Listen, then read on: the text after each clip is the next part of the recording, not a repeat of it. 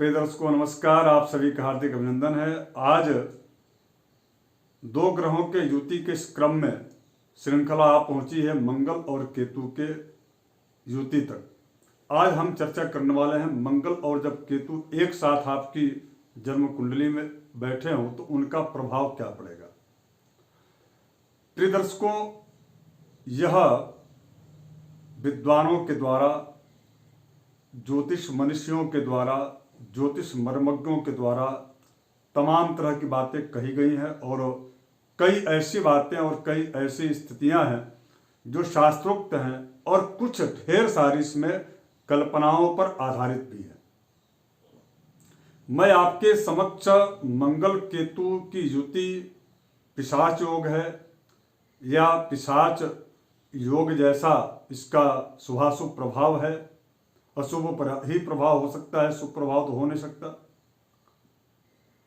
आखिर इसको किस दृष्टिकोण से मैं इसको देखता हूं और हमारे जो पूर्व ज्योतिषी जो मनीषी हैं, ज्योतिष मर्मज्ञ हैं, जिन्होंने शास्त्र आधारित जो दृष्टि से इन मंगल केतु की युति को देखा तो उनका क्या मंतव्य है, मैं उसको आपके समक्ष बिंदुवार रखने का प्रयास करूंगा। आशा करता हूं कि आप सभी हमारे नए दर्शक जो हैं यदि जुड़ रहे हैं तो आप सब्सक्राइब जरूर कर लीजिएगा। जो हमारे यूट्यूब परिवार के सदस्य पूर्व से ही जुड़ चुके हैं तो आपकी यह नैतिक जिम्मेदारी है कि आप इस कार्यक्रम को अत्यधिक जो है शेयर करें, लाइक करें और आपके मन में भी यदि मंगल और केतु की युति से संबंधित कुछ जो है अनुभव है तो उसको भी आप जरूर शेयर कीजिए। इस पर और अच्छे से विस्तृत चर्चा हम करना चाहेंगे और करेंगे। तो दर्शकों, मंगल क्या है?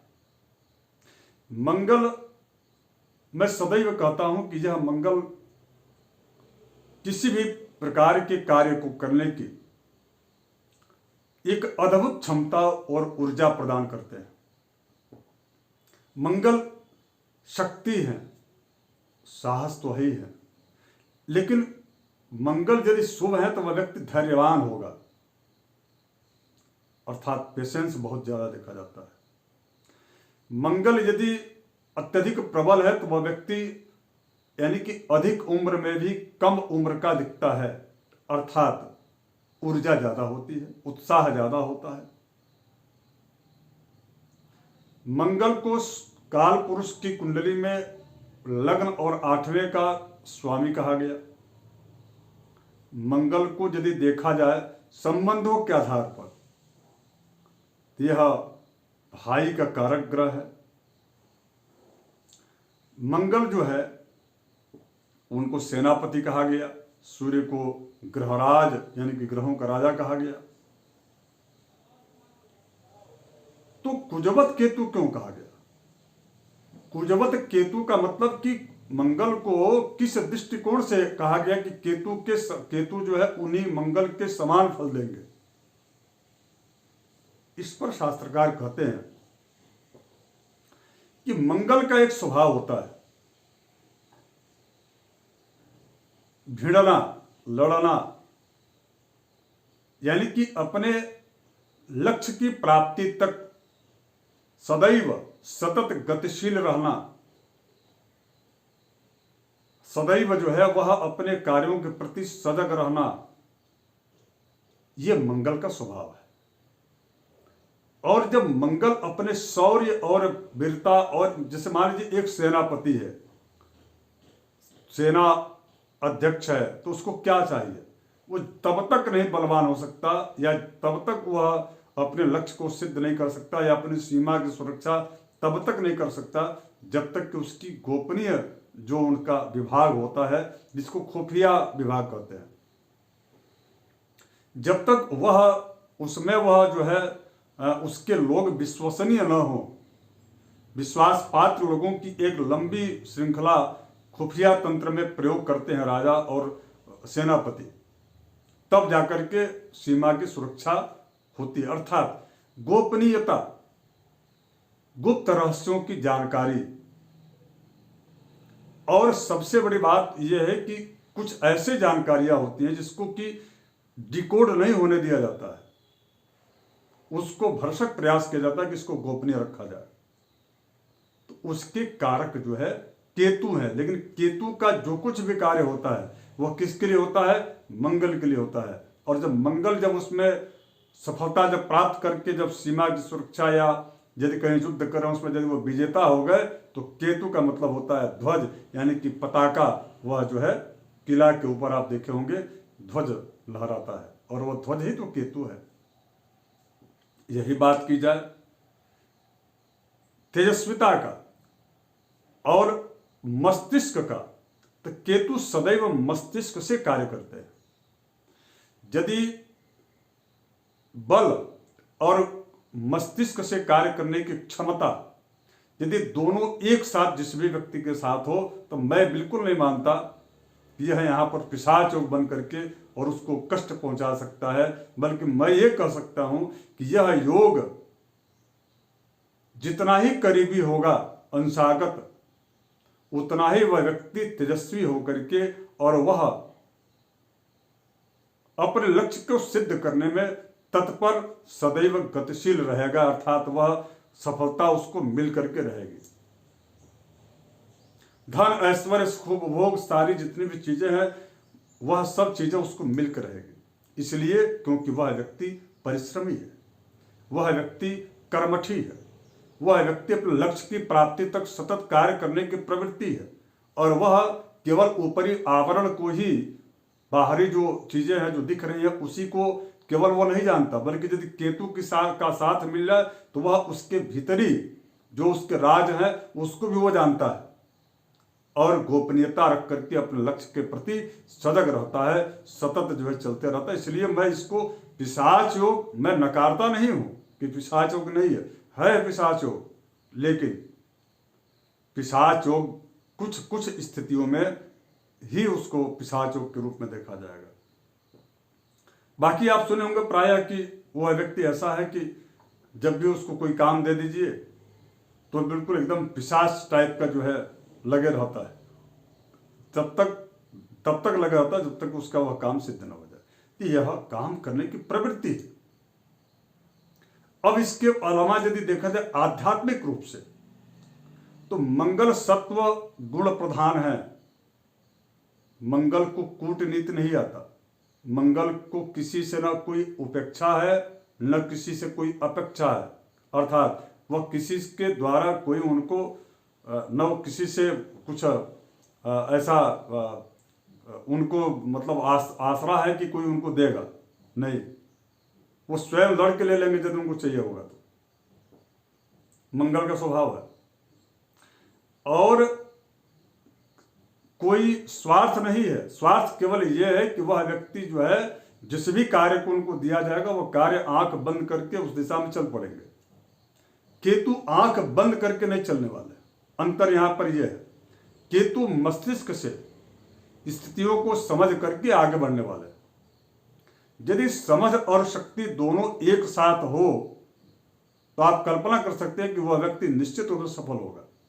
तो मंगल और केतु की जो युति है, मेरे अनुसार या हमारे गुरु परंपरा से प्राप्त जो ज्योतिषीय जो एक बहुत बड़ा जो प्राक्कलन है उसके अनुसार, और जो अनुभव लोगों पर देखा जाता है कि जब मंगल केतु की युति है तो वह बड़ा ही अद्भुत एक उनका व्यक्तित्व होता है। ऐसे लोग बहुत रिजर्व टाइप के होते हैं और बड़े जिस भी कार्य करते हैं बड़े ढंग से करते हैं, रचनात्मक ढंग से करते हैं। यानी कि केतु जो है पूरे कार्य की रूपरेखा तैयार करने में सहयोग करते हैं। और भाई कोई भी आप युद्ध कर रहे हैं और आप जा रहे हैं तो रचना तो करनी पड़ेगी ना कि आपको कहाँ से कहाँ जाना है, आपको मैप की पूरी तैयारी करनी होती है, वहाँ पर की क्या स्थितियाँ हैं, वहाँ की भौगोलिक क्या स्थिति है। इन सारे चीज़ों का अध्ययन कौन करता है? केतु करते हैं।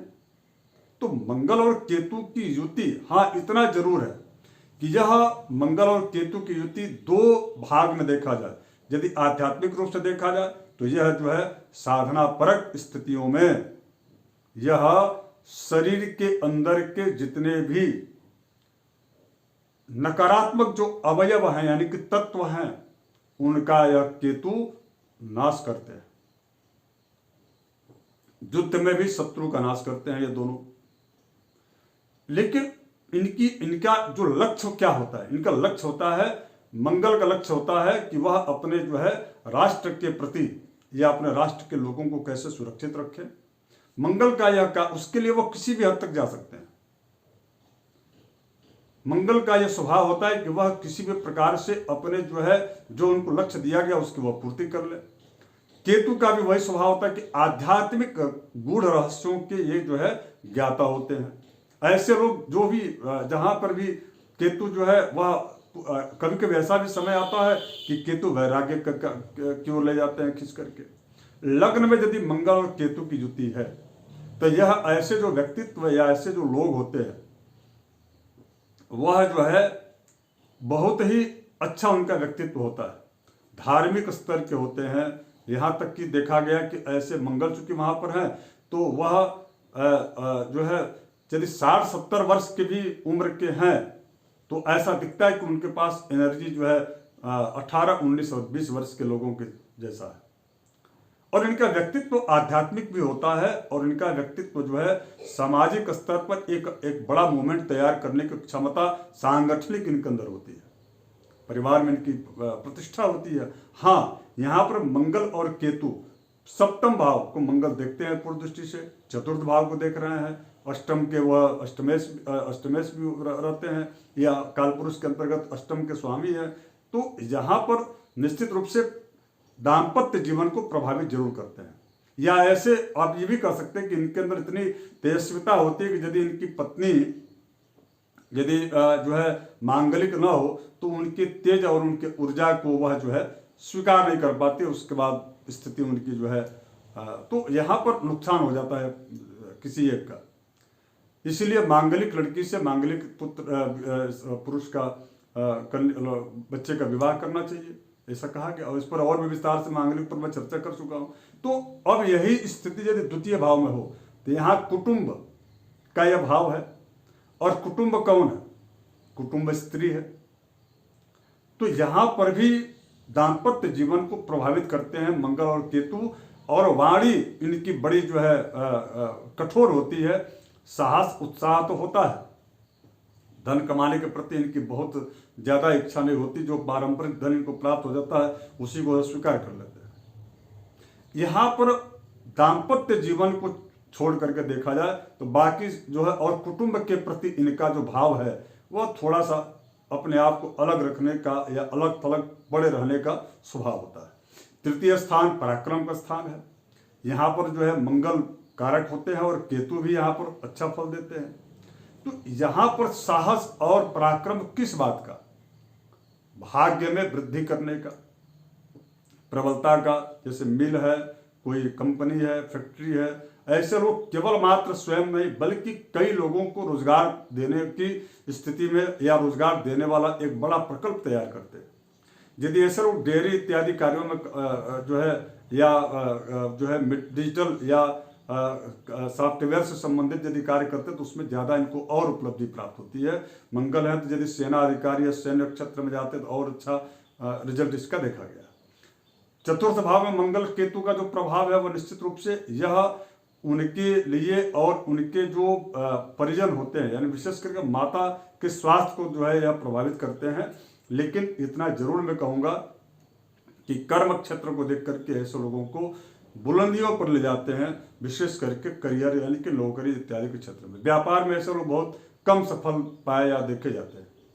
पंचम भाव में चूंकि मंगल और केतु की युति है तो यहाँ पर भी ज्ञान का घर है, या बृहस्पति का, देवगुरु बृहस्पति का यह घर होता है, पुत्र का होता है, सामंजस्य का होता है और उनकी लोकप्रियता का होता है। तो यहाँ पर मंगल केतु की इस युति के कारण वह व्यक्ति करता बहुत कुछ है, चाहता भी करना, करते भी हैं, लेकिन श्रेय उनको नहीं मिलता। और ऐसे लोग जब भी कोई बात करेंगे तो उनके बात में थोड़ी सी जो है कठोरता वाणी में देखने को मिलती है, क्योंकि यह पंचम भाव ज्ञान का है।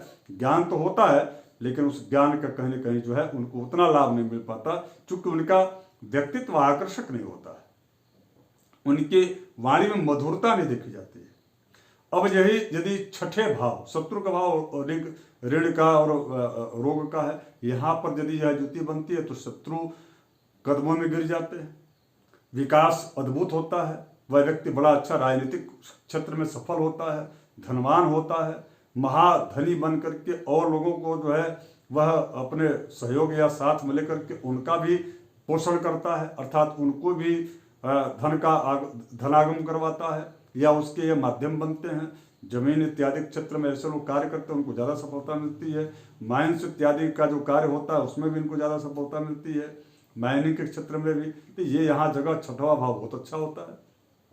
अब बात करें यदि सप्तम भाव का, तो व्यक्तित्व इनका बहुत बेहतरीन होता है, पर्सनालिटी इनकी बहुत अच्छी होती है, लेकिन इनका दाम्पत्य सुख या दाम्पत्य जीवन कहीं के उससे जो है ये अलग होते हैं। और ये भी देखा गया कि ऐसे लोगों को पेट से संबंधित दिक्कत होती है, या विशेष करके जैसे बवासीर इत्यादि की जो है दिक्कतें यहाँ पर देखने को मिलती है, या आंतरिक रूप से जो पाचन जो तंत्र है वो उसको ये प्रभावित करते हैं। बात अष्टम स्थान में यदि मंगल और केतु की युति बनी है तो निश्चित रूप से यह भी आठवां जो स्थान होता है, चूंकि यह सप्तम भाव का दूसरा स्थान है, यानी कि यहाँ पर भी कुटुंब और प्रभाव दाम्पत्य सुख को या दाम्पत्य जीवन को प्रभावित करता है। यदि विवाह हो भी जाए तो भी जो है दुराव विलगाव या वैचारिक रूप से मतभेद की स्थितियां बनी रहती है। अब इसके बाद से यदि यही युति नवम भाव बनता है भाग्य भाव में, तो यहाँ पर मंगल केतु का या दसम स्थान पर मैं आऊंगा दसम भाव पर, लेकिन नवम भाव में यहाँ पर बहुत अच्छा फल देखने को मिलता है। इसलिए क्योंकि यह धर्म का स्थान है। मंगल और केतु ये दोनों मिल करके यहाँ पर जो उस व्यक्ति को आध्यात्मिक स्तर पर अत्यधिक जो है उत्कृष्ट व्यक्तित्व का निर्माण करते हैं। ऐसे लोग एक बहुत बड़े जो है धर्म गुरु हो सकते हैं, या ऐसे लोग अपने जीवन काल में इनके काफ़ी शिष्य होते हैं, या जिस भी क्षेत्र में यह कार्य करते हैं उस क्षेत्र में इनके काफ़ी प्रशंसक या समर्थक होते हैं, जो कि इनके लिए अपने प्राणों की बलि देने के लिए भी तैयार होते हैं। ऐसे लोग रहते हैं, यानी कि इनका एक आभा मंडल इतना होता है कि इसके प्रति काफ़ी लोग आकर्षित होते हैं। दसम भाव में यदि ये मंगल और केतु का हो तो देखिए ऐसे लोगों को सैन्य क्षेत्र में या मेडिकल क्षेत्र में भी, मैं तो ये कहूँ कि ऐसे लोगों को भूमि यानी कि कॉलोनाइजर और कॉलोनी डेवलपर्स के रूप में भी इनको आप देख सकते हैं। तीनों ही क्षेत्र में ये बड़े अव्वल होते हैं, लेकिन इनका जो अंतिम जो समय होता है वह वैराग्य की ओर इनको ले जाता है।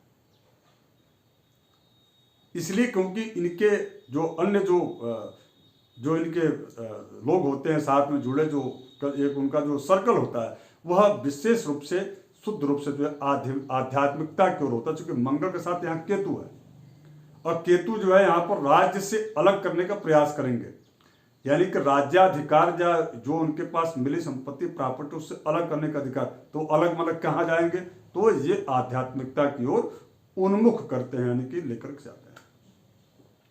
एकादश स्थान यह आय का स्थान है, और ये जो है बड़े भाई और जो उनसे बड़े जो लोग हैं उनका भी एक कारक भाव है।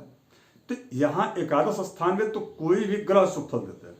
मंगल और केतु का यहाँ पर क्या भूमिका है, तो मंगल केतु की भूमिका यह है कि ये लोग जो है यानी कि प्रातः से लेकर के और शयन पर्यंत धार्मिक कार्यों को भी करते हैं, व्यापार को भी करते हैं, और नौकरी में भी अव्वल होते हैं।